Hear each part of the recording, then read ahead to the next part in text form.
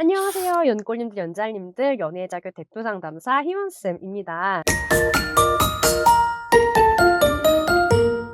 헤어지고 먼저 연락 왔으면 좋겠다는 기대감에 하루 종일 꿈만 붙들고 있는데 대체 언제 올지, 혹시 안 오는 건 아닌지 답답하고 불안하시죠? 그러면 오늘 영상 정말 꼭 끝까지 보셔야 합니다. 왜냐고요? 전애인한테 절대 연락 안 오는 사람 특징을 6가지나 알려드릴 거니까요. 혹시라도 내가 이 6가지에 속하는지 확인 한번 해보셔야겠죠? 본론 가기 전에 지원수 내담자분의 재회 성공 소식이 있습니다. 가치관 문제로 남자분이 단호하게 헤어지자고 한 상황에서 마지막 만나러 간 자리에 대면너를 정말 잘 준비해 가셔가지고 그 자리에서 극적으로 다시 만나기로 하셨다고. 너무나 고생하셨고 예쁘게 오래 가시길 바랄게요. 여러분도 이분처럼 재회 성공하고 행복하게 지내고 싶으신 거 맞으시죠? 축하 댓글 남기고 기도 꼭 받아가세요. 자, 전애인한테 절대 연락 안 오는 사람 특징 6가지 대체 뭘까요? 지금부터 하나하나 알려드리도록 하겠습니다. 집중. 1번, 말싸움 절대 지지 않는 사람. 내가 뭘 잘못하거나 실수했을 때, 뭔가 틀렸을 때 똑같이 사귀는 사이라고 해도 상대마다 반응이 정말 다르잖아요. 만약에 쥐잡듯이 진짜 하나하나 꼬투리를 잡아서 논리적으로 조지거나 죽일 듯이 화를 내고 끝장을 보려고 하면 상대가 막 사랑스럽나요? 연애에서는 시시비비보다 정말 중요한 게 서로의 감정이잖아요. 나를 이유 불문하고 무자비하게 조지고 그런 사람한테는 가까이 다가가고 싶어지지 않는 게 사람 심리예요. 자, 2번, 대화가 답답한 사람. 연인 간의 대화 안 통하면 헤어지는 거 너무 당연하잖아요. 답답한 것도 종류가 있는데요. 몸이 건조하고 할 얘기가 서로 딱히 없는 지루한 경우도 있고, 그냥 대화를 하면 할수록 숨이 막 턱턱 막히거나 기운이 빠지게 하는 사람들이 있어요. 이런 사람들하고 대화를 하는 건 사실 결코 즐거운 일이 아닌데, 당연히 아무리 뭐 예쁘든 돈이 많든 대화가 재미가 없어서 별로 안 만나고 싶어진다면 그건 진짜 노답이겠죠? 또 뭐 이런 경우는 아니어도 서로 입장 차이가 너무 달라도 막 싸움만 하고 지치고 대화하기 싫어지고. 자, 놀라운 거는 이게 다 습관이라는 건데요. 누구랑도 편하게 이야기하고 그 다음 만남이 기다려지게 만드는 사람들이 있고, 한 일주일 정도 새로움이 사라지고 나면 그냥 미래가 안 그려지게끔 만드는 사람이 있어요. 내가 만약에 후자인 것 같다, 그럼 이거 진짜 고치셔야 돼요. 이런 경우에도 고쳐서 제외를 시켜드리니까 막막한 분들은 혼자 울고 있지 말고 도움 요청 꼭 해주세요. 3번, 너무나 큰 실망을 준 사람. 예를 들어서 이런 경우죠. 여러분, 그 코로나 때 한동안 랜선 연애 하다가 이별하셔가지고 오시는 분들이 많이 계셨거든요. 물론 이런 경우도 제외가 되지만 진짜 어려운 경우들도 있어요. 가장 답 없는 경우 뭔지 아세요? 계속 다정하다가 단 한 번 오프라인으로 첫눈에 보자마자 상대가 눈빛이 돌변을 해요. 그리고 잠수를 탄 거죠. 이게 왜 어려울까요? 여태 자기가 기대했던 사람이 아니었던 거예요. 너무나 큰 실망을 한 거죠. 중국에서는 여러분, 기대했던 얼굴이 아니어서 살인이 벌어진 경우도 있었죠. 뉴스에 나왔어요. 사람을 물론 외모로 그러면 안 되지만 사실 연애라는 게 외모든 뭐든 어느 정도의 특별함과 기대감이 필요한 거잖아요. 제가 예시로 랜선 연애에서 첫 데이트에 실망한 경우를